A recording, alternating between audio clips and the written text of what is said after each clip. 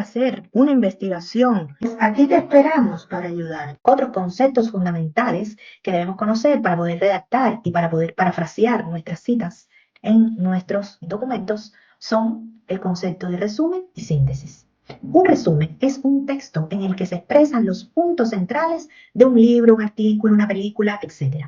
Y una síntesis, que se confunde muchas veces con el resumen, es un texto en el que se exponen estos puntos centrales, pero además el autor incluye un análisis o una interpretación propia. El resumen y la síntesis son similares. En ambos se citan ideas principales de otro texto, pero se diferencia, pues la síntesis incorpora más información propia del autor. Características del resumen. Contenido. Muestra coherente las ideas centrales. Formato.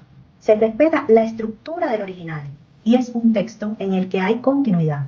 No se escriben ideas de manera fragmentada, o sea, se toman todas las ideas principales y se les ponen en una posición de continuidad. Producción. Se escribe lo más importante y se suprime toda la información no esencial o accesoria, o sea, solo las ideas centrales. Extensión. Tiene que ser más corto que el original, aproximadamente el 25% del original, pero debe incluir todas las ideas importantes. Recuerden que también, por ejemplo, las tesis y los artículos científicos al inicio llevan un acápite que es el resumen. Finalidad. El objetivo es explicar el contenido de otro texto de manera más breve, mencionar solo las ideas principales y lograr una mejor comprensión del original. En muchos casos es el tipo de texto que se utiliza para estudiar. O sea, podemos hacer un resumen de la materia cuando estamos estudiando para exámenes, para aprender algo. Podemos hacer un resumen y además parafrasear cuando estamos haciendo una cita de otro texto. Y además sirve para hacer el resumen de nuestro propio trabajo. Para hacer un resumen, primero debemos leer el texto con profundidad, porque debemos comprenderlo completamente. Debemos señalar todas las ideas principales y cuáles son las ideas secundarias de un párrafo. Tenemos que enmarcar de manera diferente. Y copiar lo que se ha subrayado, pero agregando las palabras necesarias para que el texto sea coherente y cohesivo. O sea, nosotros tomamos todas las ideas principales que habíamos marcado, pero además le damos forma, ¿no? Para que se entienda de una manera frecuencial. Vamos a ver las características del síntesis. El contenido muestra las ideas centrales y cómo éstas se relacionan entre ellas. Y hay un análisis o interpretación del autor. El formato. Se puede respetar la estructura original o se puede cambiar, insertar nueva información al construir nuevas conexiones entre las ideas, o sea, entre las ideas del texto original y las ideas propias del autor.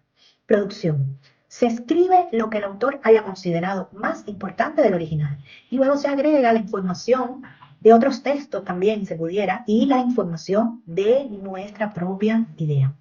Extensión. Es libre, pero tiene que ser menor que la extensión del original. Recuerden, es síntesis. Finalidad.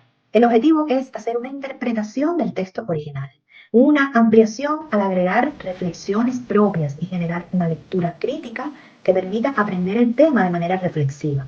Pero recuerden, es más pequeño, más sintetizado. A pesar de que estamos agregando nuestras propias ideas, debe ser más pequeño que el original. ¿Cómo hacer una síntesis?